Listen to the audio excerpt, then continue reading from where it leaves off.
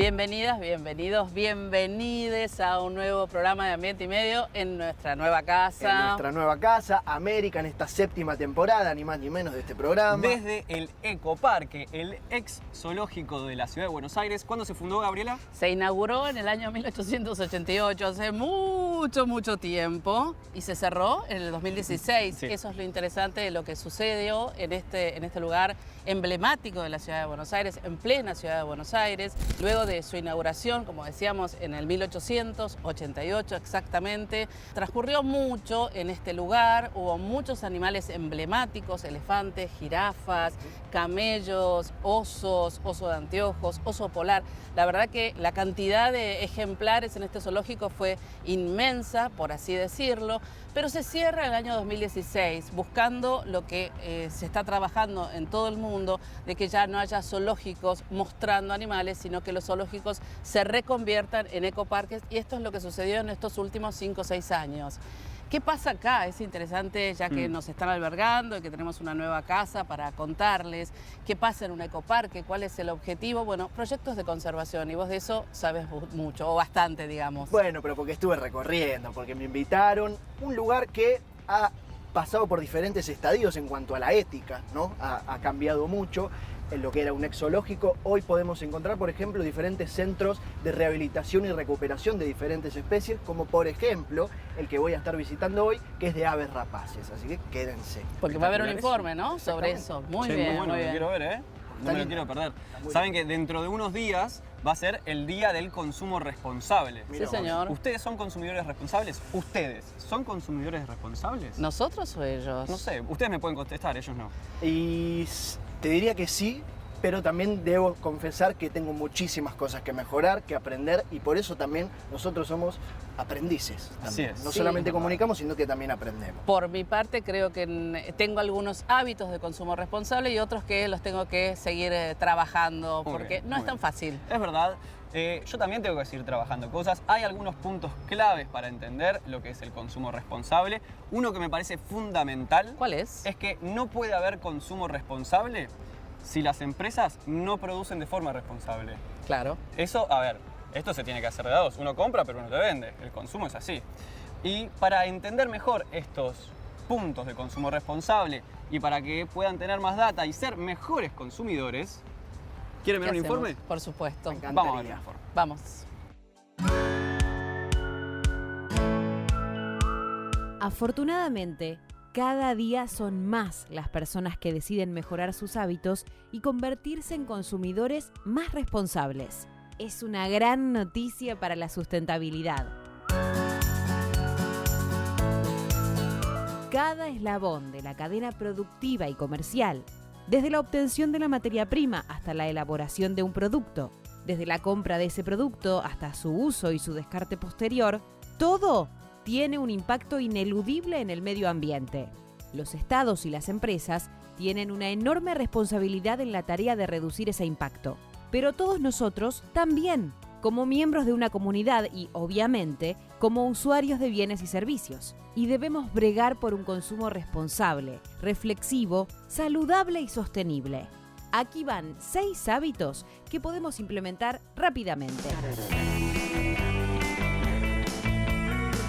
Empezá a consumir de manera racional, o sea, pensá antes de comprar algo. Fíjate si de verdad lo necesitas, si lo vas a usar en serio, si es una necesidad o es un simple deseo o capricho. Esto ayudará a reducir el consumo. Y si además empezás a reutilizar objetos, a reparar las cosas que se te rompen y a reciclar, te convertís en un campeón del medio ambiente. Hacé un uso eficiente de los recursos. Empezá a poner en práctica medidas de ahorro energético y de recursos. Elimina los baños de inmersión, hacé más cortas tus duchas, cerrá las canillas y grifos cuando no los estés usando. No subas tu calefacción por encima de 21 grados ni tu aire acondicionado por debajo de 24. Consumí productos locales y de temporada. Con esta simple acción vas a estar contribuyendo a la mejora económica de tu región y vas a reducir los gases de efecto invernadero que propalan los vehículos que transportan mercadería. Elegí medios de transporte que no contaminen. Móvete en bici todo lo que puedas, que es el medio más sostenible que tenés a mano. Y cuando esto no sea posible, optá por el transporte público, no por tu vehículo particular. Lee las etiquetas de los productos. Informate sobre lo que comprás. Fíjate dónde y cómo se fabrica, con qué materias primas, en qué condiciones. Apoyá a quienes promueven prácticas sostenibles y de comercio justo. Obviamente, hay mucho más para hacer, pero considera que estas acciones tan simples son la puerta de entrada hacia un consumo más responsable y un gran aporte a la sostenibilidad del planeta.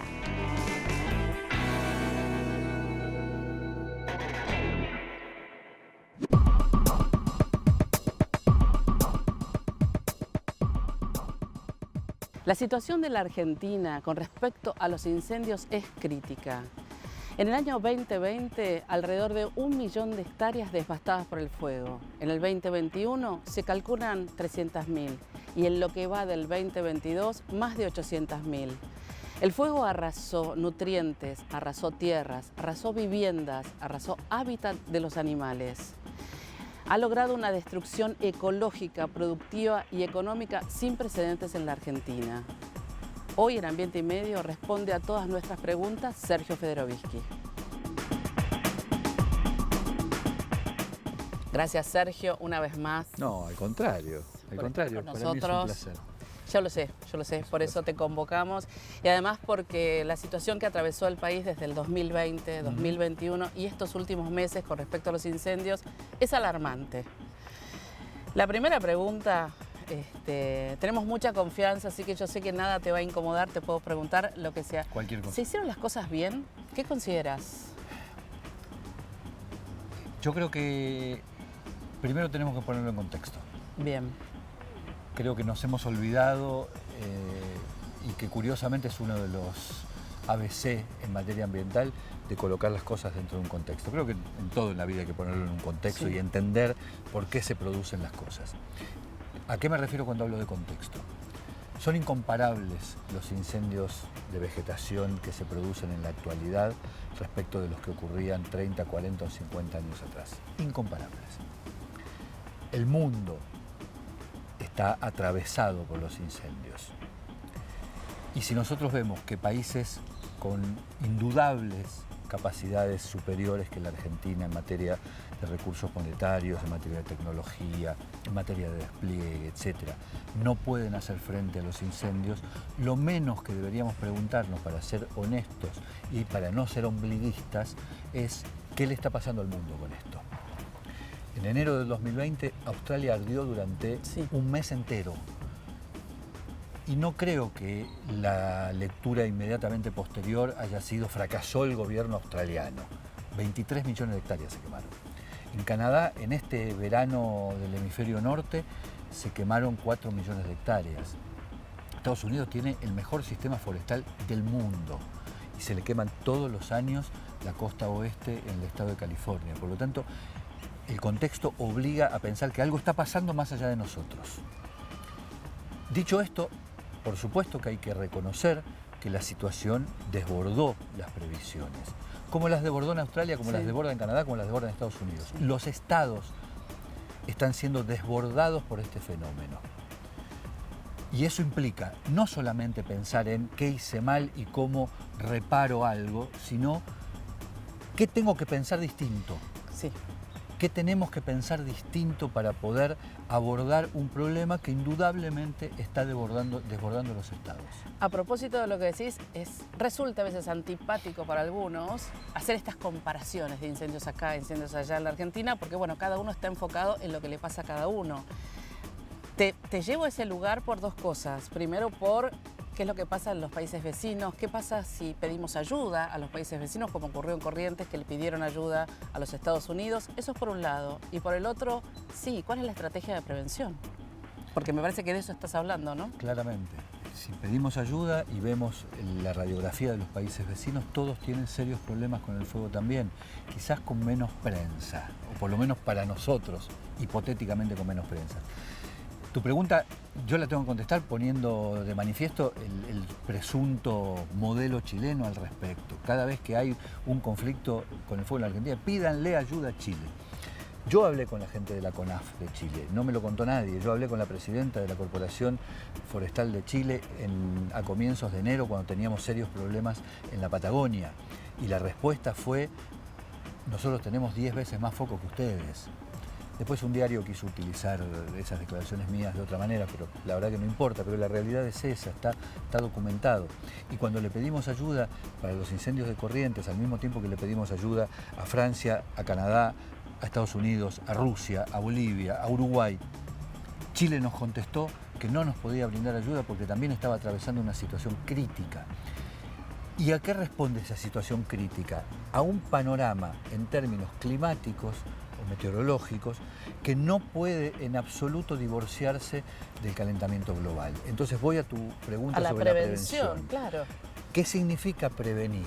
Nosotros tenemos en la cabeza históricamente la idea de que prevenir es hacer una campaña publicitaria o una campaña de concientización. No tires o apaga el fogón y no tires una colilla de cigarrillo. Eso no es más prevenir. Prevenir es otra cosa.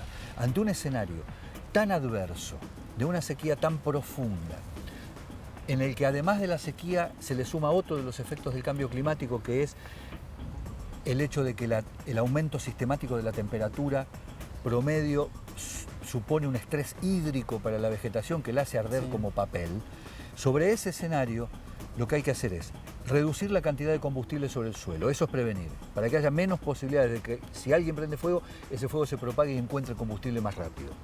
Trabajar sobre los cortafuegos, cosa que normalmente se hace y muy poco en la Argentina. Trabajar sobre las forestaciones privadas, forestaciones comerciales, para que se mantengan dentro de niveles de combustible, es decir, niveles de materia orgánica que permitan atacar rápidamente y frenar un fuego, porque si, como ocurre en la Patagonia, esas forestaciones están abandonadas durante 30 años, están llenas de combustible y eso prende fuego y es imposible de detener. Eso es prevenir. Tener sistemas de alerta temprano. El Ministerio de Ambiente invirtió en el 2021 por primera vez en la historia en cámaras de detección de fuego, de humo y calor que se instalaron en el delta del Paraná y se van a instalar en el resto del país. Eso es Esos prevenir. son los faros de conservación. Eso es lo último, lo que lo hicieron hace muy poco. Y tenemos una licitación igual para ampliar esos faros de conservación, a el resto del delta, más Córdoba, San Luis y la Patagonia. Hablando de prevención, bueno, vos estás a cargo del plan de manejo de fuego de Nación. ¿Qué pasa con las provincias? ¿Las provincias descansan en Nación? ¿Las provincias qué hacen con estas alertas? Hay un problema complejo que todavía no se ha terminado de dilucidar, en donde entran muchos aspectos. Sabemos que la Argentina, además de ser un país federal, determinó en la Constitución del 94 que las provincias ejercen el dominio de los recursos naturales. A mí no me gusta decir que son las dueñas del recurso natural porque eso es otra cosa. Ejercen el dominio. ¿Qué significa ejercer el dominio? Determinar normativamente cómo se explota y hacerse cargo de su protección. Básicamente eso. Por lo tanto, quienes deben liderar el ataque inicial y deben liderar la estrategia de protección de ese recurso, en el caso del fuego, de manera primigenia, son las provincias. Está escrito en la ley de manejo del fuego que primero intervienen las provincias y si las provincias se consideran o se ven desbordadas, acuden a la Nación en el marco del Sistema Nacional de Manejo del Fuego. Pero hasta lo que veo es al revés. No, no es al revés, pero no tenemos en todos los casos provincias que le hayan dado musculatura, le hayan dado criterio a sus sistemas de manejo del fuego, sus sistemas locales de manejo del fuego, como para tener brigadistas especializados. Todavía estamos combatiendo fuegos de pastizales con bomberos preparados para combatir en casas o edificios en ámbitos urbanos, o no tienen la maquinaria o el equipamiento correspondiente y así sucesivamente. La lógica del bombero voluntario, que es mayoritaria en casi todas las provincias, es una lógica que hoy hace crisis, porque el bombero voluntario no está preparado para este tipo de incendios, que además, como te decía antes, es peor que el que ocurría 30 o 40 años atrás. A propósito de esto y de lo que necesitan muchas veces los bomberos voluntarios, hace unas semanas se habló de una colecta para ayudar a los bomberos de Corrientes. En discusiones que he tenido con respecto a esto con varias personas es, bueno, el Estado no puede pedir plata para ayudar. Deben ser las provincias, ya sea la provincia o la nación, quienes tienen que equipar. ¿Qué opinas de pedir plata, de que de ahí salga la crítica tan feroz a lo que están haciendo? Mira, por un lado tengo que pedir disculpas porque me enteré quién era este muchacho Santi Maratea ese día. Porque eso es una cuestión de edad, supongo que es una cuestión generacional. Pero sí. La solidaridad existió siempre y está muy bien que exista porque demuestra un grado de empatía de la sociedad con aquel que está padeciendo o la está pasando mal. Pero no veo la relación entre la solidaridad y la acción del Estado. Para mí son caminos paralelos, bien, que no se tocan salvo como las paralelas en el infinito. Y como son caminos paralelos, una cosa no cuestiona a la otra. Puede haber mucha solidaridad, etcétera, pero el Estado tiene que cumplimentar y hacerse cargo de lo que le corresponde por ser Estado. Esto es equipar a los bomberos, equipar a las fuerzas de combate contra los incendios, tener una estrategia al respecto, etcétera, etcétera. Y que está a las claras que pusimos medios aéreos, pusimos brigadistas, se puso todo lo que había que poner o todo lo que fuimos capaces de poner o todo lo que tuvimos condiciones. Pero eso no obsta la solidaridad. Hoy la Argentina tiene una sola temporada de fuego que dura todo el año en prácticamente todo el país. Eso significa que cualitativamente el fenómeno ha cambiado. Y lo que tenemos que hacer es adecuarnos a ese fenómeno nuevo y eso lleva un proceso, lleva un tiempo. No me parece que sea justo, no digo para con nosotros, que sea justo para cualquiera que esté gobernando, que se le exija que en apenas pocos años se adecue a una realidad tan adversa y tan distinta que no se conocía anteriormente. Es muy distinto, insisto, es muy diferente a lo que ocurría antes. Terminamos acá para hablar de incendios y seguramente te vamos a convocar este año, que estamos en Canal Nuevo, en América, así que bueno, nos recibieron, estamos muy contentos. Estoy muy contento de que estén en América. América fue mi casa durante muchísimos años. Sí. Tengo una particular afinidad con América, con su gente, con sus autoridades, con muchos de los colegas que allí trabajan, etc. Y me parece que va a ser un muy buen paso. Ambiente y medio en América va a estar muy bien. Te agradezco muchísimo y nos vemos pronto, Sergio. Espero que sí. Bueno, muchísimas suerte. Gracias. A seguir laburando. Seguimos con más Ambiente y Medio.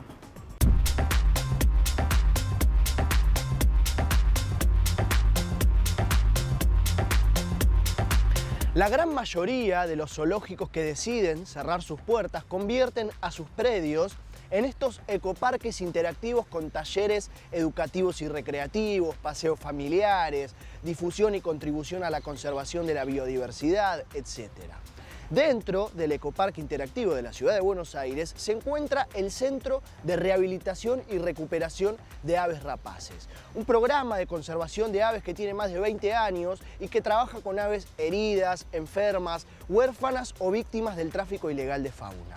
Con más de 1.500 aves recuperadas, este centro, este programa busca recuperar y rehabilitar a las aves para que puedan en un futuro volver a vivir por sus propios medios en la vida silvestre. Así que hoy en Ambiente y Medio hacemos la visita al Centro de Recuperación de Aves Rapaces junto con Andrés Capdeville y Mercedes Val, que nos estarán acompañando.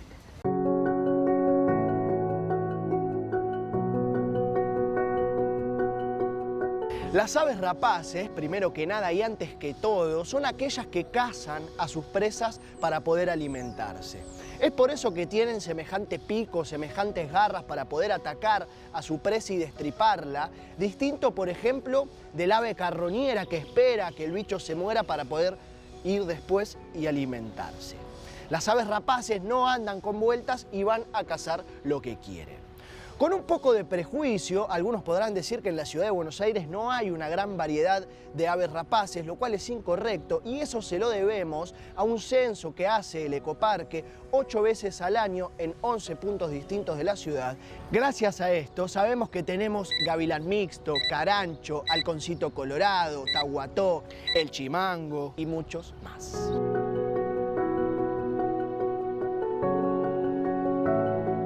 Nuestra primera parada es el gavilán mixto, una de las aves que se encuentra aquí recuperándose y que por un lado la van entrenando para que vuele libremente y con autonomía. Para eso, algunos de los chicos y chicas que trabajan acá se ponen uno de esos guantes de cuero que se suelen utilizar para sostener a las aves, que no te lastimen las garras cuando se paran sobre la piel. Y van practicando vuelos desde el suelo hasta la mano mediante un sonido, un movimiento o algo, justamente para practicar el vuelo. También se les da de comer y se los entrena para comer sin que esto signifique que se les dé la comida servidita, porque el día de mañana cuando salgan a la vida silvestre y tengan que cazar por sus propios medios, no lo van a poder hacer.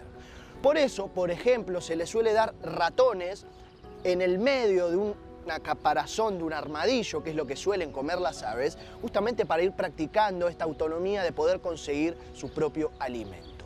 En el caso del gavilán mixto es así, mira. Él es chimuelo, es el nombre artístico que le pusimos nosotros, pero la especie es gavilán mixto. Es una especie muy común en la ciudad de Buenos Aires, de hecho si prestamos atención la podemos ver. Y lamentablemente Chimuelo está acá con nosotros porque fue víctima del tráfico ilegal de fauna o mascotismo. Y esto es que una persona lo sacó del nido cuando era aún un pichón y lo estaba tratando de vender en la feria de Pompeya. Afortunadamente hubo un operativo de fiscalización y de incautación y encontraron esta irregularidad y lo confiscaron, digamos. Entonces la policía se lo sacó a esta persona que lo quería vender y lo trajo acá al ecoparque.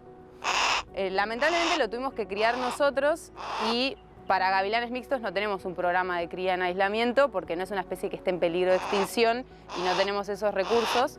Así que lo tuvimos que criar nosotros. El problema que tiene es que él está mal improntado con los humanos. En vez de haber crecido con gavilanes mixtos y entender que es un gavilán mixto, él nos entiende a nosotros como sus pares. Por eso ahora está, por ejemplo, pidiendo comida, que es una conducta típica de los animales mal improntados. Entonces, como no puede volver a la naturaleza, permanece en el programa y nos ayuda en las actividades educativas, porque una cosa es que yo hable horas y horas sobre gavilanes mixtos y otra cosa es que las personas lo puedan ver y lo puedan conocer su historia y entender que es un testigo de esta problemática. No es algo abstracto la problemática, sino que está acá y la podemos ver. Y entonces lo que nosotros hacemos son entrenamientos diarios para que el animal pueda estar en buenas condiciones físicas y también que esté estimulado psicológicamente o mentalmente y que pueda hacer un poco lo que haría si estuviese en la naturaleza. Tratamos de imitar lo mejor que podemos cómo sería su vida en la naturaleza. Segunda parada, el ñacurutú. Un gran búho cornudo que vive en zonas templadas pero puede llegar a vivir hasta en Tierra del Fuego. Otra de las aves que se encuentra en recuperación y se encuentra en una jaula diferente a la del gavilán mixto, así que escuchemos, Andrés, y miremos cómo se trabaja con esta ave. Dentro de lo que es la ciudad hay aproximadamente entre 28 y 30 especies diferentes de rapaces que cohabitan con nosotros. Como vimos al ñacurutú, esos 3 ñacurutú que están en rehabilitación, o el caso del águila coronada, que es una especie en peligro de extinción, u otras rapaces urbanas en sí, cada una tiene una particularidad y cada uno va a necesitar un trabajo específico. O sea, en el caso de las nocturnas, la idea es poder hacer un trabajo durante la noche, en ese caso lo hacemos a través de cámaras Tampa, viendo cómo cazan, si están ya preparadas para la caza nuevamente, si están musculadas, o durante el día haciendo trabajos como por ejemplo en este caso del águila coronada, donde no solo es un trabajo de rehabilitación física, sino también conductual, porque es un pichón que necesita identificar a las especies presa que va a tener al momento de la liberación. Entonces, cada una va a tener una metodología de rehabilitación diferente.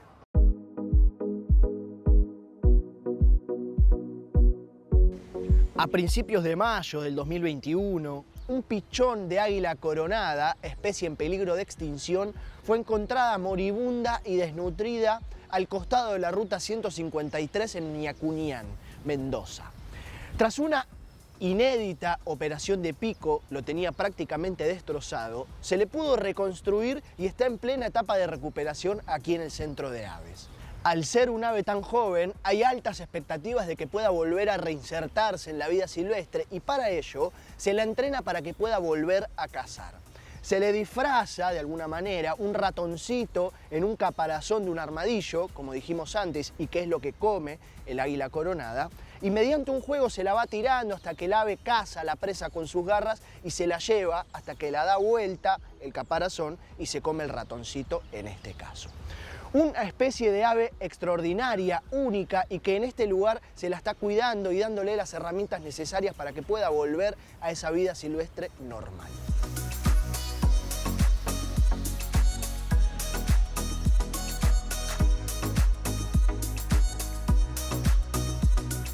Casi todas las aves, para poder volar bien y libremente, mudan la totalidad de su plumaje al menos una vez al año. Período en el que disminuyen sus habilidades para volar y se encuentran más débiles y vulnerables a los efectos extremos.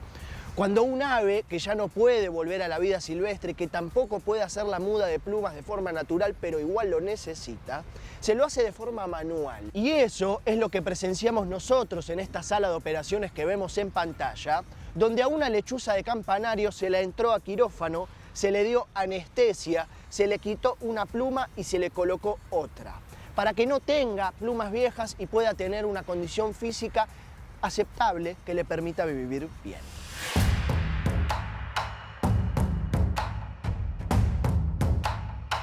Una de las patas más interesantes de este programa, además de la obvia conservación de los animales, es que aquellas aves que no pueden volver a reinsertarse en la vida silvestre por problemas físicos, comportamentales o lo que fuera, pasan a formar parte del programa Animales Embajadores. Un programa que emplea el ecoparque, que utiliza estos animales para enseñar, concientizar, dar talleres y sobre todo para evitar que el día de mañana lleguen más aves rapaces dañadas a este centro.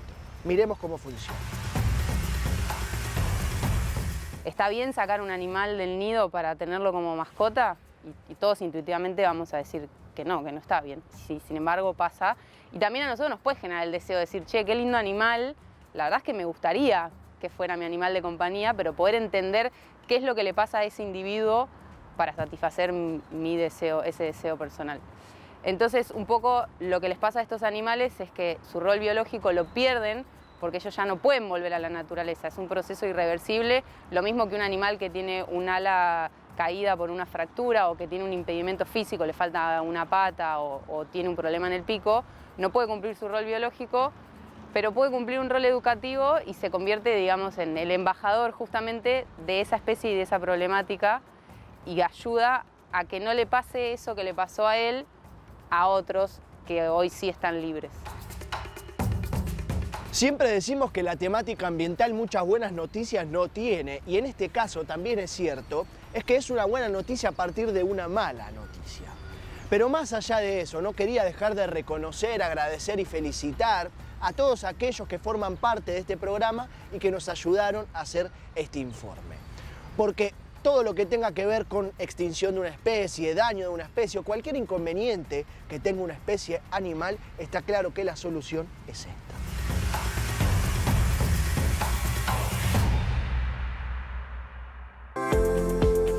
Seguimos con más Ambiente y Medio, periodismo en perfecto estado de conservación.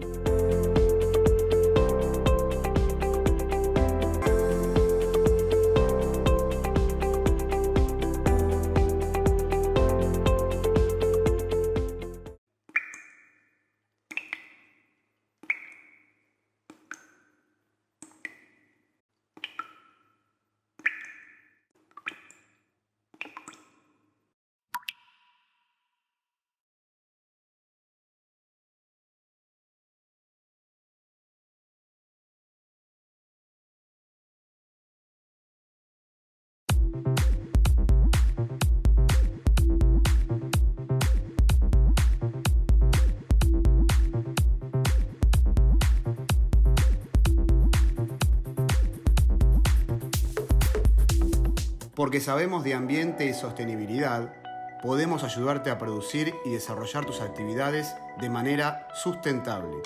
Greenco, servicios de asesoramiento ambiental. Cuando elegís papel Ledesma, elegís un consumo responsable. porque nuestro papel se elabora a partir de la caña de azúcar, un cultivo renovable año a año. Elegí Ledesma, elegí cuidar el ambiente. Dicen que lo único permanente es el cambio. Cambiamos las etapas, los caminos, pero hay un seguro que nadie te da, un seguro para cambiar. Entonces, mientras todo siga cambiando, seguimos con vos, para no dejar de cambiar. Rus, seguros para cambiar.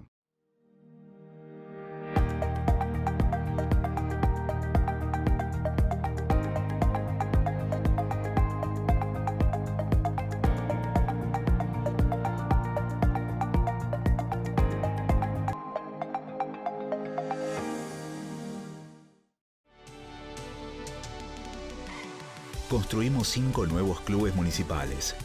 En Lagomarcino, Del Viso, Perusotti y próximamente Luchetti y Tribarrial. Clubes que se traducen en más derechos para vos. En nuevos espacios de encuentro para tu familia. Es tu club, es tu lugar. Pilar Municipio.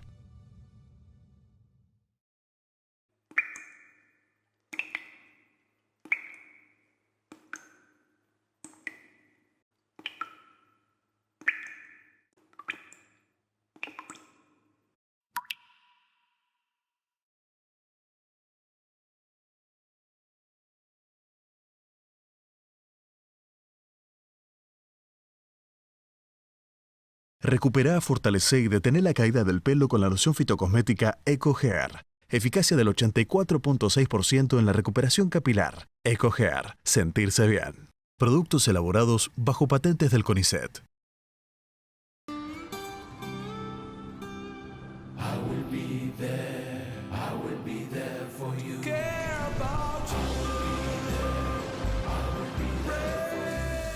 En Sancor Seguros estamos junto a vos en todo momento, acompañándote. Sancor Seguros, estamos.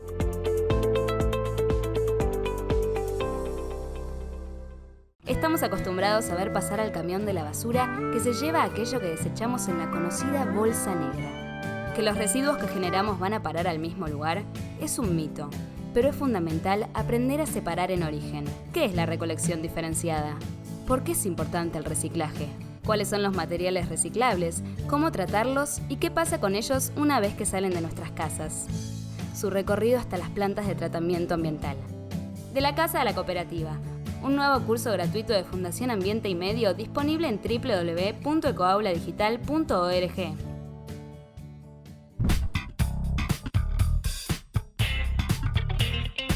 Bueno, me encuentro en Chivilcoy, una ciudad muy conocida por ser la capital provincial del teatro. Su nombre proviene de la palabra Chivilcó, que en mapuche significa todas las aguas o cuenca de los ríos, área donde se juntan los ríos.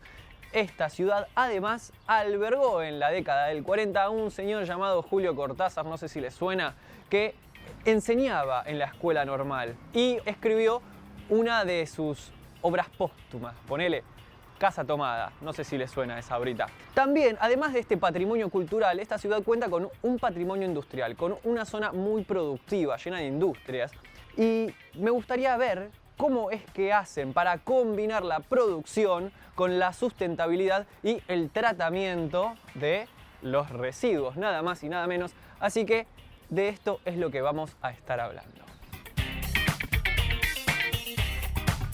En primer lugar, antes de decirles dónde estoy, tengo que contextualizar por qué esta alianza, este vínculo entre productores, mejor dicho, industrias y el tratamiento de los residuos tiene lugar en este proyecto que se llama Ruta Verde, el cual es un sistema de reciclaje colaborativo que busca unificar los criterios de separación en origen y recolección diferenciada de 8 municipios distintos, que son Chivilcoy, Chacabuco, Moquegua, Alberti, Carmen de Areco, Bragado, Salto y Junín. Dentro de estos 8 municipios también tenemos otros actores, que son algunas empresas privadas que también funcionan para que esto pueda caminar. Ahora sí, yo me encuentro en el Parque Industrial Chivilcoy. Dentro de este predio, que es enorme, se encuentran unas 72 empresas. Y estas 72 empresas, este parque industrial, también se unió al proyecto Ruta Verde. Ahora bien, acá dentro de este parque vamos a poder encontrar distintos puntos de acopio de materiales reciclables, tanto para la gente que lo trae de sus casas, como las distintas empresas que tienen que tratar los residuos y se van a acopiar, se van a juntar, se van a tratar acá adentro. Pero para hablarnos y profundizar en lo que hace el parque industrial incorporándose a esta Ruta Verde, la tenemos a Natalia Barbieri. Vamos con ella. Bueno, incorporar el tratamiento de residuos al Parque Industrial de Chivilcoy es algo que ya veníamos buscando hace rato porque estábamos haciendo un montón de tareas tendientes a convertir el parque en un parque verde o en un ecoparque. Así que la verdad que es algo que nos ayudó un montón, más que nada a las empresas, a reducir costos, a meterse dentro de la economía circular y a poder disponer de esos residuos que la verdad que estaban yendo al basural directamente. Los residuos que se separan en cada una de las fábricas son retirados por la cooperativa de trabajo que los lleva a la planta de separación municipal y de ahí cada uno tiene un destino distinto. Lo que nosotros estamos buscando es que en realidad con esos mismos residuos que sacan del parque se puedan realizar productos que vuelvan a las empresas del parque. Así que ya estamos trabajando en eso. Además de que cada una de las empresas separa en su fábrica, en el parque hay distribuidos un montón de centros de acopio transitorio chiquitos y después tenemos un contenedor que es destino sustentable directamente, donde cada empresa o cada persona que no son de las empresas o empleados de las empresas que traen sus residuos desde la casa para separarlos y que se puedan reciclar.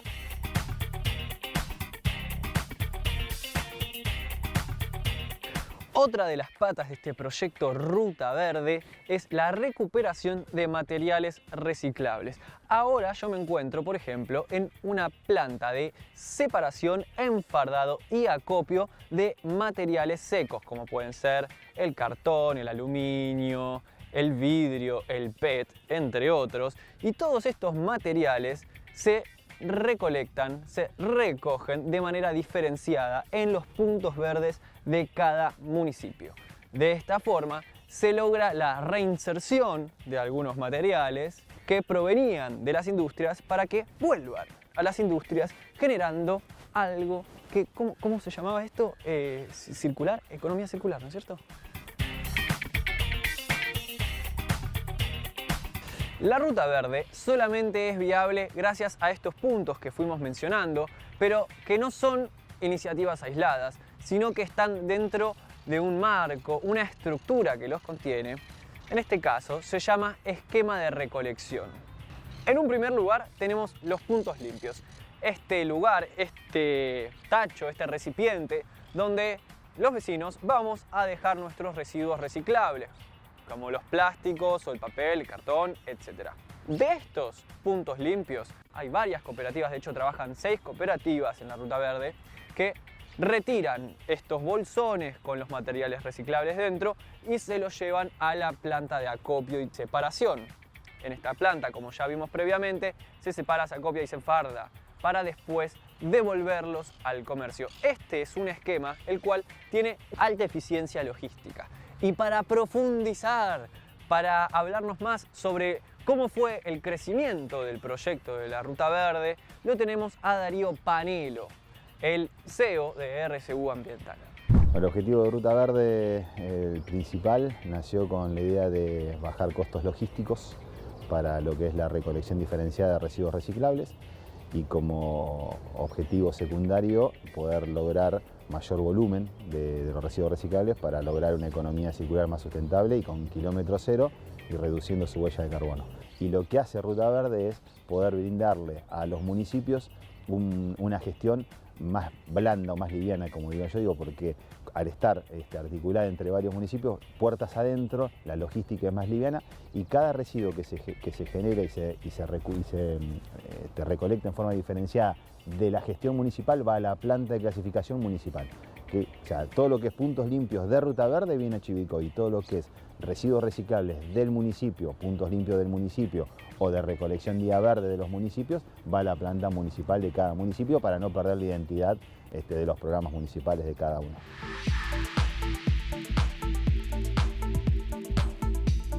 Este tipo de proyectos benefician tanto a los municipios por el tema logístico, porque les facilita la recolección de los residuos y la disposición, también al polo productivo por las mismas razones, y además, en el caso del polo productivo, a estos residuos se les podría otorgar un valor agregado, convertirlos en productos y después comercializarlos. También beneficia a los vecinos y vecinas porque tienen un lugar hacia donde llevar estos materiales y no quedárselos en sus casas o tirarlos con el resto de los residuos húmedos. Pero fundamentalmente también beneficia al ambiente porque de esta forma se evita que un montón de materiales, que un montón de residuos que tienen vida útil, que pueden ser transformados, terminen en un relleno sanitario o en un basural a cielo abierto. Son estos los proyectos que hacen verdaderos aportes para el cambio de panorama, el cambio más grande en cuanto al tratamiento de residuos que necesitamos. En la provincia de Buenos Aires, en la provincia de Entre Ríos, ya vimos cómo el Plan Federal de Erradicación de Basurales a cielo abierto está en marcha. En este caso, este proyecto Ruta Verde está en marcha y necesitamos más de estos proyectos para poder hacer a la Argentina grande otra vez.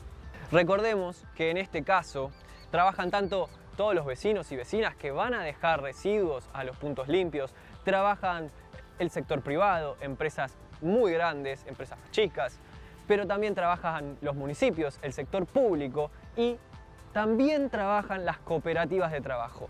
Fíjense la cantidad de actores diferentes que tenemos para hacer un proyecto de esta escala y es en comunidad cómo podemos seguir tratando los residuos de una mejor manera. Así que yo a ustedes les diría que separen la basura en sus casas, pero ustedes miran Ambiente y Medio y ya lo saben hacer. Así que sigan con esa.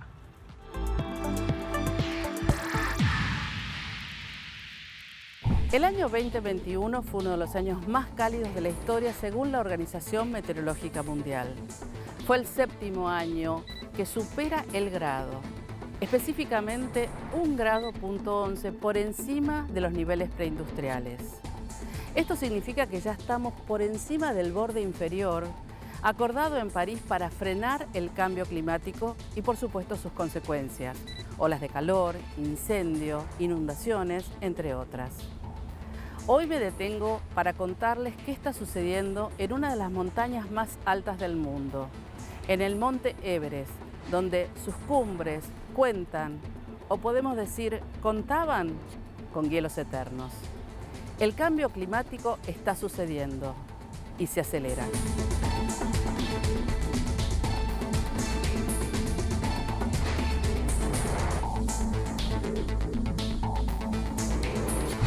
No es una novedad que los glaciares de todo el mundo están perdiendo masa de hielo, pero se sabía poco sobre los hielos eternos que se encuentran por encima de los 5.000 metros de altura hasta ahora.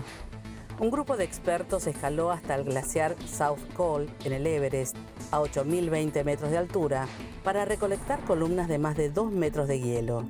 Allí, en lo que los escaladores y montañistas llaman la zona de la muerte, por las condiciones extremas y peligrosas por la falta de oxígeno para sobrevivir, instalaron estaciones meteorológicas que indicaron lo peor. Los científicos comprobaron que cada año desaparecen décadas de hielo como consecuencia del aumento de la temperatura en la región. En los últimos 3 años, el glaciar South Col perdió 2.000 años de hielo y pasó de estar formado por un manto de nieve a ser predominantemente de hielo. Esto genera que ya no pueda reflejar la radiación del sol, por lo que absorbe más calor y su deshielo es cada vez más rápido. Lo más alarmante, podría desaparecer por completo a mediados de este siglo. Los hallazgos preocupan, ya que el derretimiento rápido de los glaciares en algunos de los puntos más altos de la Tierra podría provocar avalanchas más frecuentes y que se sequen las fuentes de agua de las que dependen alrededor de 1.600 millones de personas en las cordilleras para beber, para regar y para obtener energía hidroeléctrica. El glaciar más alto del Everest ha servido de centinela de este delicado equilibrio y ha demostrado que incluso el techo de la Tierra se ve afectado por el calentamiento de origen antropogénico.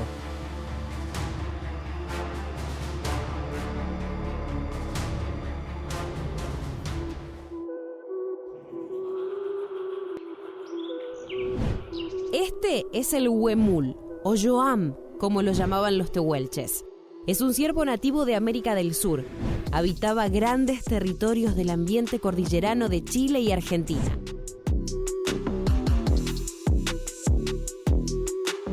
La reducción de su hábitat, la caza furtiva y las enfermedades traídas por el ganado introducido en la Patagonia lograron mermar su población. Ante el inminente riesgo de extinción, el Estado lo declaró Monumento Natural Nacional en 1996, en un intento por preservarlo. Pero todo fue en vano. 20 años más tarde de aquella declaración, quedan menos de 2.000 ejemplares.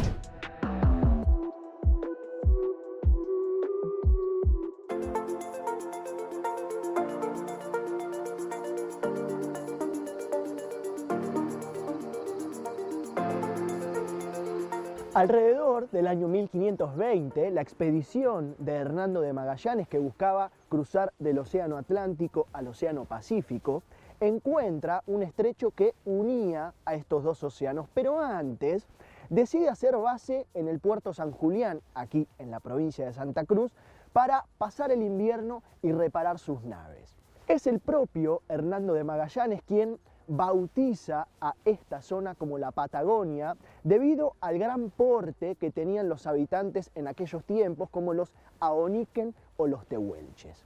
El 15 de febrero del año 1877, el explorador Francisco Perito Moreno, les debe sonar de algún lado, entre todas las expediciones que hizo en nuestra querida Patagonia, bautizó ese día a este lugar como el Lago Argentino.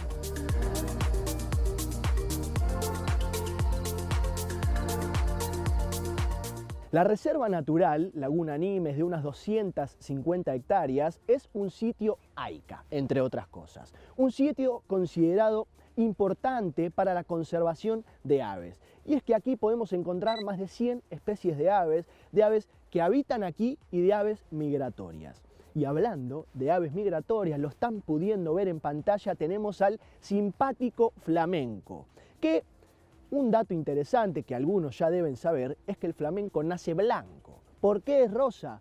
Porque se alimenta de crustáceos que contienen ese pigmento que hacen que el flamenco blanco pase a ser rosa.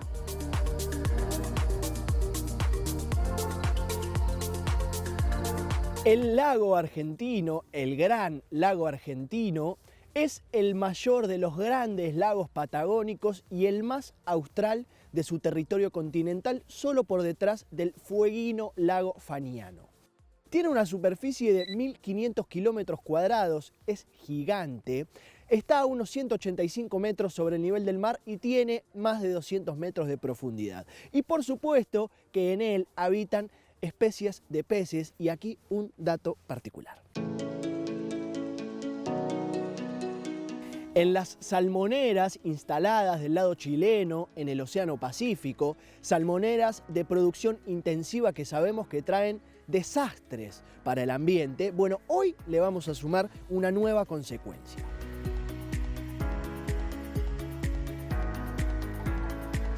Antes, una introducción importante. Los salmones viven en agua salada, pero van a agua dulce a desovar, a dejar a sus huevos. Y también otro dato es que los salmones, después de desovar, se mueren. Acuérdense de este dato. Bueno, uno de los grandes problemas de las salmoneras es que diferentes especies marinas, como por ejemplo el lobo marino que se alimenta de salmón, bueno, claro, quiere entrar en la salmonera, rompe las redes y por supuesto produce que los salmones se escapen. El salmón se escapa, atraviesa el canal de Beagle perseguido por los lobos marinos y llega al mismísimo lago argentino, agua dulce, para desovar. Ahora bien, otro datito, porque se acuerdan que les dije que se moría. Por ejemplo, en Norteamérica, los osos, que son predadores de los salmones quedan flotando en el lago y los osos, ¡ping!, se lo comen. Acá no tenemos osos, por lo tanto, se pueden ver algunas veces en el lago argentino salmones muertos flotando después de desovar. Antes de irme, les voy a confesar que me estaba olvidando de darles un dato muy interesante acerca de los flamencos. Porque en los zoológicos, que dicho sea de paso tienen que ir desapareciendo, Los flamencos no comen crustáceos, entonces van perdiendo este color rosado y por eso se les da un suplemento de caróteno para que estén rosas. Así que en este lago argentino, donde tenemos gran variedad de aves, flamencos por supuesto, salmones, truchas, una Santa Cruz realmente bella que no solamente es el Parque Nacional Los Glaciares, sino que también es el lago argentino.